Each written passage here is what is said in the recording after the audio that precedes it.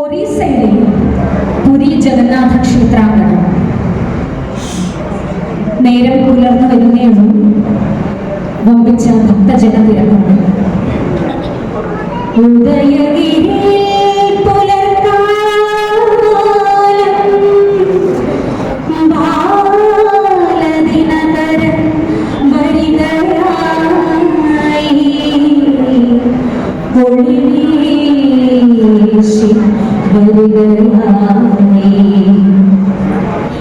ക്ഷേത്രത്തിന് ശ്രീകോവിലിന് മുന്നിലെ വമ്പിച്ച ഭക്തജന തിരക്കിനൊടുങ്ങിയിട്ട് അതാ നോക്കൂ, രണ്ടുപേർ കടന്നു വരുന്നു. ആരാണ്?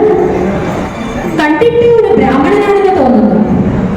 അദ്ദേഹത്തിന്റെ പിന്നിൽ അഗ്നിജ്വാല പോലെ തേജസ്സുള്ള ഒരു തരുണീമണിയും ഉണ്ടല്ലോ. അദ്ദേഹത്തിന്റെ മകളാകാം. തിരക്കിനിടയിലൂടെ അവർ മുന്നോട്ട് നടന്നു വന്നു. പുരോഹിതനെ കണ്ട് താഴെ വണങ്ങി. ശേഷം വന്ന കാര്യം ഉണർത്തിച്ചു. സ്വാമി, എൻ്റെ പേര് ദേവശർമ്മ.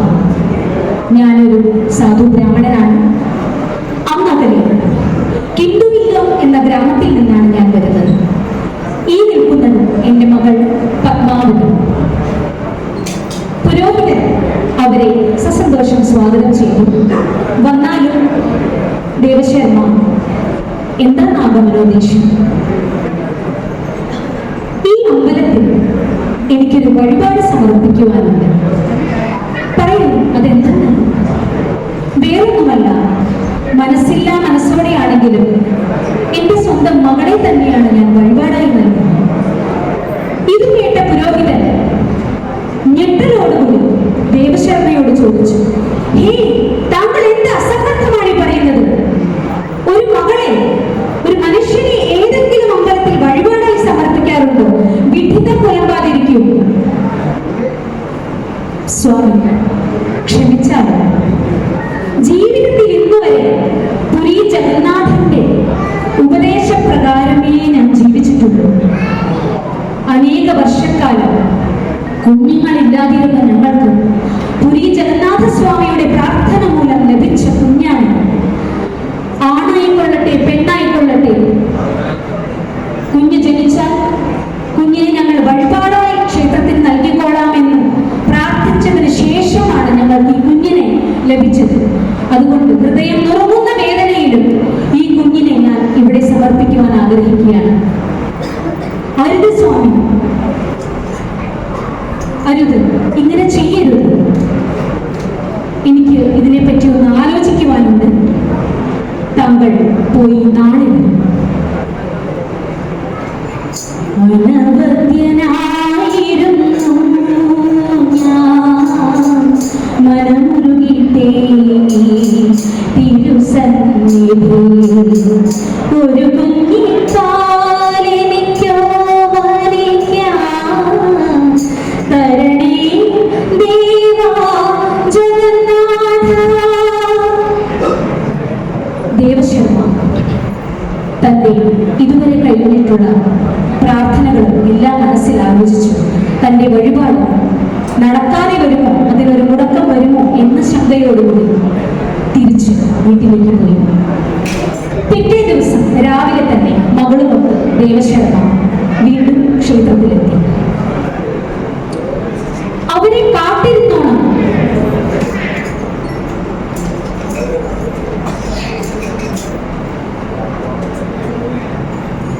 അവരെ കാത്തിരുന്നെന്നാണ് പുരോഹിതൻ കണ്ടത്.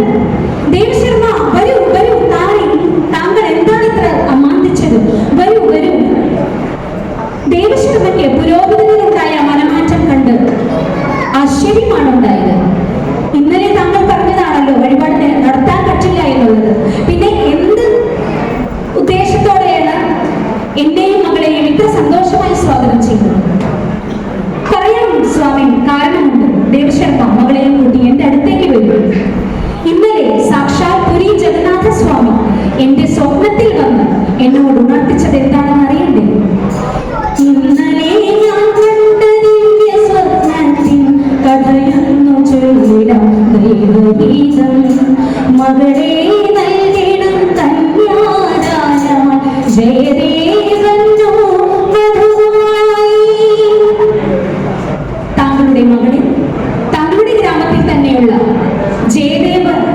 പറയുന്ന കൃഷ്ണ ഭക്തനായ കവിക്ക് കന്യാദാനം ചെയ്തു കൊടുക്കണമെന്നാണ് പുരി ജഗന്നാഥ സ്വാമി എന്റെ സ്വപ്നത്തിൽ വന്ന് ഉണർത്തിച്ചത്. അദ്ദേഹം പറഞ്ഞ പോലെ ജഗന്നാഥ സ്വാമിയുടെ അനുജ്ഞ പ്രകാരം മകളെ ഇപ്പോൾ തന്നെ ജയദേവ കവിയുടെ അടുത്തിലേക്ക് ചെന്ന് കന്യാദാനമായി നൽകുന്നു. ഇത് കേട്ട് സന്തോഷം കൊണ്ട് ദേവശർമ്മ തന്റെ മകളെയും കൂട്ടി അപ്പോൾ തന്നെ തന്റെ ഗ്രാമത്തിലേക്ക് യാത്രയായി. ജയദേവൻ എന്ന സാധു കവിയുടെ കുടിലിന് മുന്നിലെത്തേണ്ട താമസം കുടിലിനുള്ളിൽ നിന്നും കൃഷ്ണഗീതികൾ മുഴങ്ങി കേൾക്കാൻ.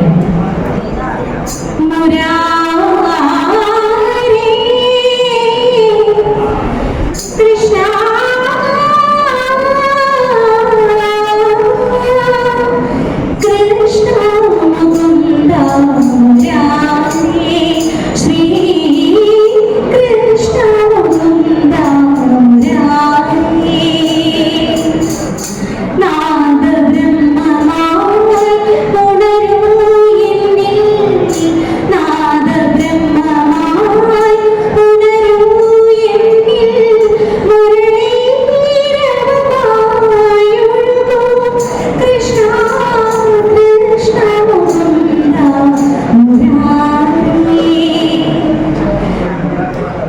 മനോഹരമായ ആസ്വദനത്തിലുള്ള കൃഷ്ണഗീതി കേട്ടുകൊണ്ടാണ് അച്ഛനും ജയദേവനെ കുടിലിനു മുന്നിലെത്തിയത്. അതിഥികളെ കണ്ടത് ആതിഥേയം സസന്തോഷപൂർവ്വം അവരെ സ്വാഗതം ചെയ്തു. സ്വാമി വന്നാലും അടിയന്റെ ഈ കുടിലിലേക്ക് സ്വാഗതം. വന്ന കാര്യം ഉണർത്തിച്ചാലും ദേവശർമ്മ സംഭവ കഥ വളരെ വിശദമായി തന്നെ ജയദേവനോട് പറഞ്ഞു.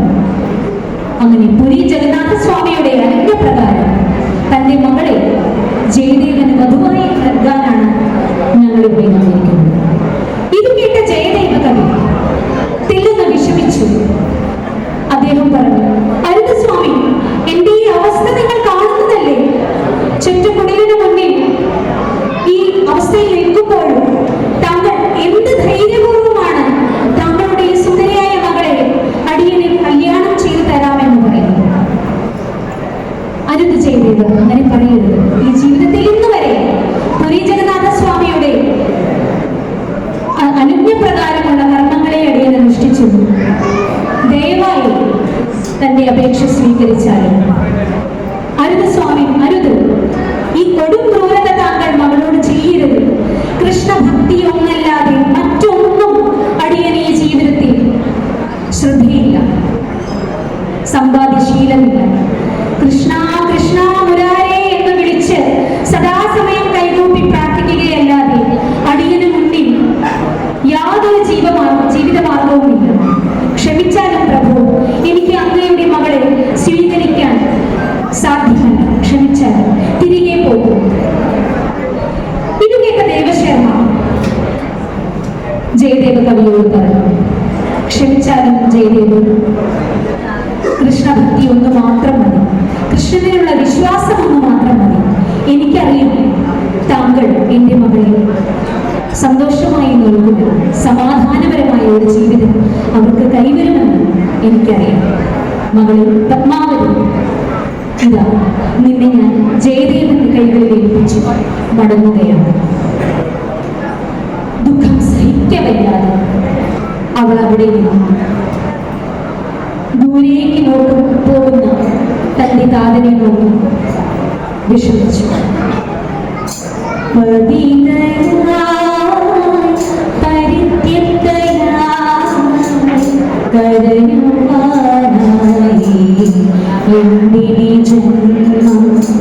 ജഗന്നാഥ കൃഷ്ണ കൃഷ്ണ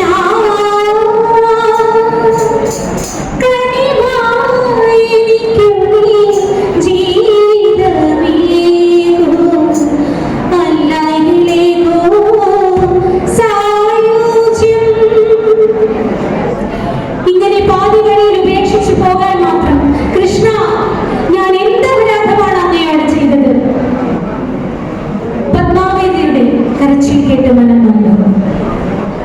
ജയദേവൻ അവളുടെ അടുത്തേക്ക് ചെന്നു. അരുത് ദേവി, അരുത്, കരയൂ. ഭവതിയുടെ സങ്കടം എനിക്ക് സഹിക്കാൻ കഴിയും. വരൂ, ദുഃഖമായിക്കൊള്ളട്ടെ, സന്തോഷമായിക്കൊള്ളട്ടെ, നമുക്ക് ഇരുവർക്കും പങ്കിട്ട് ഒരു പുതിയ ജീവിതം ആരംഭിക്കാം. കുറെ നാളുകൾക്ക് ശേഷം ജയദേവൻ പത്മാവതിയും തമ്മിലുള്ള വിവാഹം വളരെ ചുരുക്കത്തിൽ തന്നെ നടന്നു. പിന്നീട് അങ്ങോട്ടുള്ള നാളുകൾ സന്തോഷം നിറഞ്ഞതായിരുന്നു. ജയദേവൻ തന്റെ സംഗീത സഹര്യ തുടർന്നുകൊണ്ടിരുന്നു. മിക്ക രാത്രികളും നിദ്രാവിഹീനങ്ങളായി ജയദേവൻ തന്റെ മനോഹരമായ ശബ്ദത്തിലും ഈണത്തിലും പാട്ടുകൾ പാടിക്കൊണ്ടിരുന്നു. പത്മാവതി ചിലങ്കയണിഞ്ഞ് അദ്ദേഹത്തിന്റെ ഗാനത്തിനൊപ്പം ചുവട് വെച്ചു. അത് സൂക്ഷിച്ചു കേൾക്കൂ. നിങ്ങളും കേൾക്കുന്നില്ലേ അവരുടെ സന്തോഷം നിറഞ്ഞ പാട്ടും ആട്ടവും? അവരോടൊപ്പം നമുക്കും അവരുടെ സന്തോഷത്തിൽ പങ്കുചേരാം.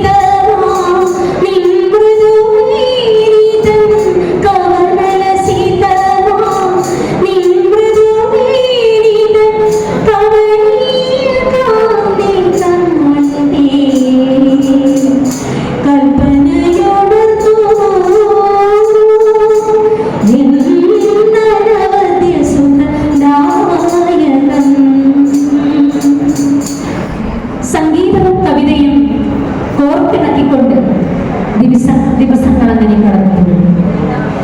ജയദേവൻ ഗീതാഗോവിന്ദത്തിന്റെ രചന ആരംഭിച്ചു. ശ്രീകൃഷ്ണനും രാധയും തമ്മിലുള്ള സമാഗമങ്ങളും വിരഹവേദനയും ഉൾക്കൊള്ളുന്നതാണ് ഇതിലെ പ്രതിപാദ്യ വിഷയം. 10ാം സർഗത്തിന്റെ 9ാം അഷ്ടപതിയിൽ 7ാമത്തെ ചരണം എഴുതിക്കൊണ്ടിരിക്കുന്നു.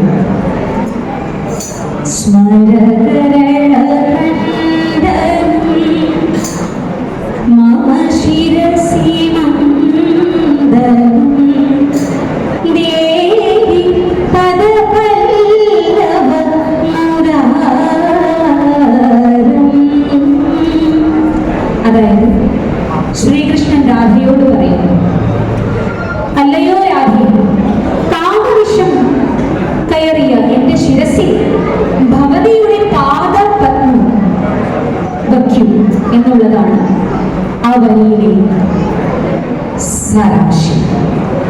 എഴുതി കഴിഞ്ഞതും ആ വരികളിലേക്ക് ഒന്നുകൂടി നോക്കിയ ജയദേവൻ എന്തോ ഒരു തെറ്റ് ചെയ്ത പോലെ ഉറക്കി വിളിക്കുകയാണ്, പത്മാവതി, പത്മാവതി, ഒന്നിങ്ങ് വരൂ. എന്ത് പറ്റി നാഥ, എന്ത് പറ്റി? ഇതാ നോക്കൂ, ഞാൻ എന്ത് അസംബന്ധമാണ് എഴുതി വച്ചിരിക്കുന്നത്. സർവലോക പിതാവായ ജഗദീശ്വരനായ ശ്രീകൃഷ്ണൻ രാധയോട്, സാധാരണ സ്ത്രീയായ രാധയോട് തന്റെ ശിരസിൽ പാതാര പത്മം വയ്ക്കുവാൻ പറയുന്നത് എന്ത് അപരാധമാണ് ഞാൻ ഈ എഴുതി കൂട്ടിയിരിക്കുന്നത്. കൃഷ്ണ, ഞാൻ ഈ പാവം എവിടെ ചെന്ന് കഴുകിയാലാണ് മാറുക?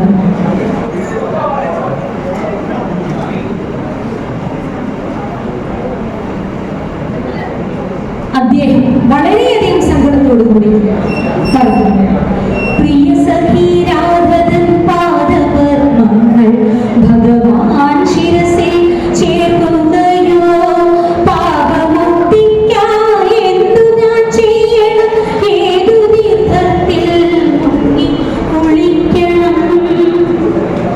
പത്മാവതി,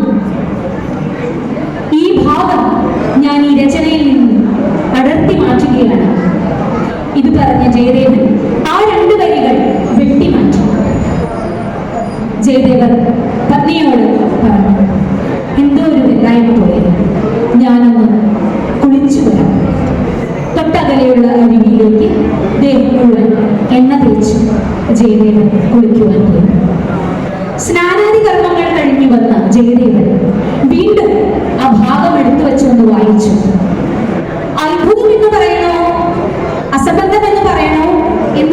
വയ്യ. പത്മാവതി, നീ എന്ത് അപരാധമാണ് വീണ്ടും ഈ ചെയ്തത്? ഞാൻ ഈ വെട്ടിമാറ്റിയ ഭാഗം നീ എന്തിനു എഴുതി ചേർത്തു? നാഥ, അങ്ങ് എന്താണ് ഈ പുലമ്പുന്നത്? അങ്ങ് തന്നെയല്ലേ കുളിക്കുവാൻ പോയി തിരിച്ചു വന്ന് അതിൽ ആ വെട്ടിമാറ്റിയപ്പെട്ട ഭാഗം എഴുതി ചേർത്തിരിക്കുന്നത്? നോക്കൂ, അദ്ദേഹത്തിന് തങ്ങളുടെ കയ്യിലെ എണ്ണ ആ ഗ്രന്ഥത്തിൽ പുരന്നിട്ടുണ്ടല്ലോ. എന്ത്? ഞാൻ തിരിച്ചു വന്നെന്നോ? ഇല്ല, ഞാൻ ഒരിക്കലും തിരിച്ചു വന്നിട്ടില്ല. ഞാൻ അപ്പം കുളിക്കാൻ പോയിട്ട് ഞാൻ ഇപ്പോഴല്ലേ കുളി കഴിഞ്ഞ് വന്നത്. വേറെ ആര് വന്നു? നീ കണ്ടില്ല? ഇല്ല സ്വാമി, അങ്ങ് തന്നെയാണ് വന്നത്. അങ്ങ് എന്താണ് ഈ പറയുന്നത്? ജയദേവൻ അത്ഭുതപരിതനായി ഒരു നിമിഷം ധ്യാനത്തിലേർപ്പെട്ടു. തന്റെ അകക്കണ്ണുകൊണ്ട് ജയദേവർക്ക് എല്ലാ കാര്യങ്ങളും മനസ്സിലാക്കി. സാക്ഷാൽ ഭഗവാൻ ശ്രീകൃഷ്ണൻ തന്നെയാണ് തന്റെ വേഷത്തിൽ വന്ന് ആ അഷ്ടപതിയിൽ ആ രണ്ട് വാക്കുകൾ, ആ രണ്ട് വരികൾ എഴുതി ചേർത്തത്. പത്മാവതി, കാലാകാലങ്ങളായി ജന്മനാ മുതൽ ശ്രീകൃഷ്ണ ഭഗവാനെ ധ്യാനിച്ച് മാത്രം കഴിയുന്ന എന്റെ മുന്നിൽ ദർശനം തരാതെ, എനിക്ക് ദർശനം തരാതെ, പത്മാവതി, നിനക്കാണല്ലോ ഈശ്വര ഭഗവാൻ ശ്രീകൃഷ്ണൻ ദർശനം തന്നിരിക്കുന്നത്. നീ എത്ര ഭാഗ്യവതിയാണ്, എത്ര ഭാഗ്യവതിയാണ്. ഇനി മുതൽ ഞാൻ പത്മാവതി ദാസനായിട്ടായിരിക്കും അറിയപ്പെടുക. ഇതറിഞ്ഞ പത്മാവതിയിൽ ഒരു നിമിഷം ആശ്ചര്യം കൊണ്ടിരുന്നു. കൃഷ്ണ, കാരുണ്യ സിന്ധു, അങ്ങയുടെ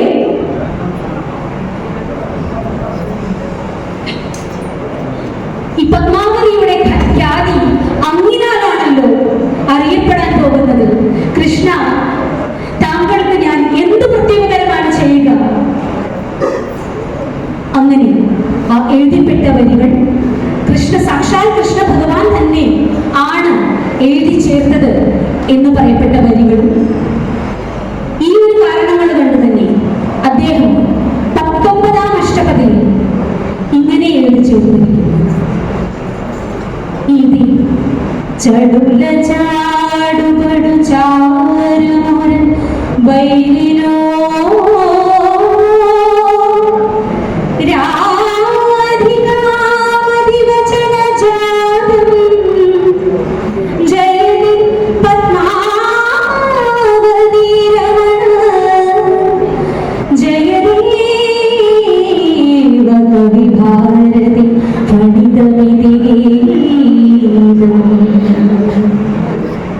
ശ്രീകൃഷ്ണൻ രാധയോട് പറയപ്പെടുന്നതായിട്ടുള്ള വാക്കുകൾ പത്മാവതി രമണനായ ജയദേവരുടെ ഗീതത്തിലൂടെ ജനിക്കുന്നു.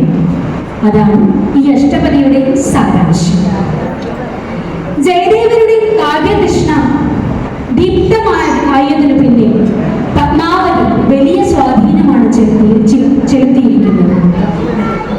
പ്രിയമുള്ളവരെ, ഉദ്ദേശം 800 വർഷങ്ങൾക്ക് മുമ്പ് ചിട്ടപ്പെടുത്തിയ ജയദേവരുടെ ഗീതാഗോവിന്ദം ഇന്നും ഭാരതത്തിലുടനീളം ക്ഷേത്രങ്ങളിലും ഭരതനാട്യ കച്ചേരികളിലും സംഗീത കച്ചേരികളിലും എന്നുവേണ്ട ഭക്തി പ്രാധാന്യമുള്ള എല്ലാവിധ പരിപാടികളിലും അവതരിപ്പിച്ചു വരുന്നു. ഉത്തമ സംസ്കൃത ഭാഷയിൽ 12 സർഗങ്ങളായി രചിക്കപ്പെട്ട ഈ ശൃംഗാരകാവ്യം ഭക്തന്മാർക്കും സംഗീതപ്രേമികൾക്കും ഒരുപോലെ സായോജ്യമാണ്. നന്ദി, നമസ്കാരം.